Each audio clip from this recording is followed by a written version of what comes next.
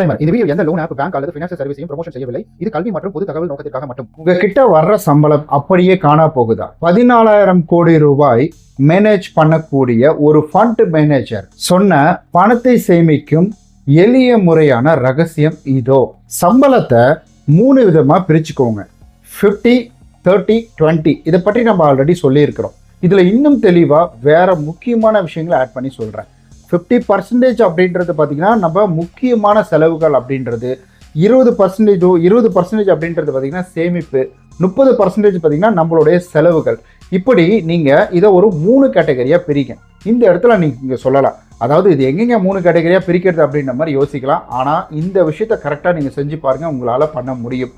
அதாவது எப்பவுமே நம்ம என்ன பண்ணுறோம்னா, நம்ம எல்லாத்தையும் செலவு பண்ணிடுவோம். சம்பளம் வந்ததுக்கப்புறம் எல்லாத்தையும் செலவு பண்ணிவிட்டு அதுக்கப்புறமேட்டுக்கு தான் ஒரு சேமிப்பு அப்படின்றதுக்குள்ளே போவோம்.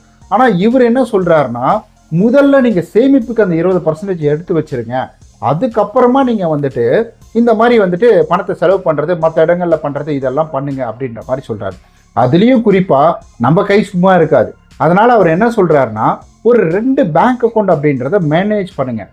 அதாவது நம்ம நோட் எடுத்து எழுதுறது இதெல்லாம் நமக்கு சரிப்பட்டு வராது. அதனால ஒரு 2 பேங்க் அக்கௌண்ட் மேனேஜ் பண்ணி, ஒரு பேங்க் அக்கௌண்ட்டில் நீங்கள் அத்தியாவசிய சேவை, அதாவது செலவெல்லாம் இருக்குது பார்த்தீங்களா, அதுக்கான பணத்தை அதில் போட்டுருங்க. இன்னொரு பேங்க் அக்கௌண்ட் அப்படின்றதுல பார்த்தீங்கன்னா, நீங்கள் அன்னைக்கு செலவு பண்ணுறீங்களா, இல்லை நீங்கள் உங்கள் இஷ்டத்துக்கு செலவு பண்ணுறீங்களா, அந்த 30% பணம் அப்படின்றத இதுக்குள்ளே போட்டுருங்க.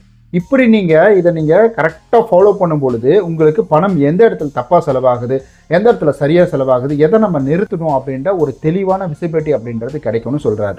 நிஜமாக இந்த புக்கை நான் அவர் பேசும்பொழுது எனக்கு ஆச்சரியமாக இருந்தது. பரவாயில்லையே, நம்ம இதில் இந்த மாதிரிலாம் இருக்கிறாங்களே அப்படின்ற மாதிரி எனக்கு ரொம்ப ஆச்சரியமாக இருக்குது. இந்த கூட்டு வட்டியை நான் கிளியராக இங்கே பார்த்தே சொல்லிடுறேன்.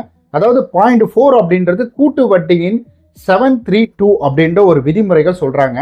அதாவது நீங்கள் சேமிக்கிற பணம் நல்ல அதாவது மியூச்சுவல் ஃபண்டெல்லாம் இருக்குது பார்த்தீங்கன்னா, இதில் நம்ம முதலீடு செய்யும் பொழுது முதல்ல 50 லட்சம் சேமிக்கிறதுக்கு நமக்கு ஒரு 7 வருஷம் ஆகும் அப்படின்றத சொல்லியிருக்கிறாரு.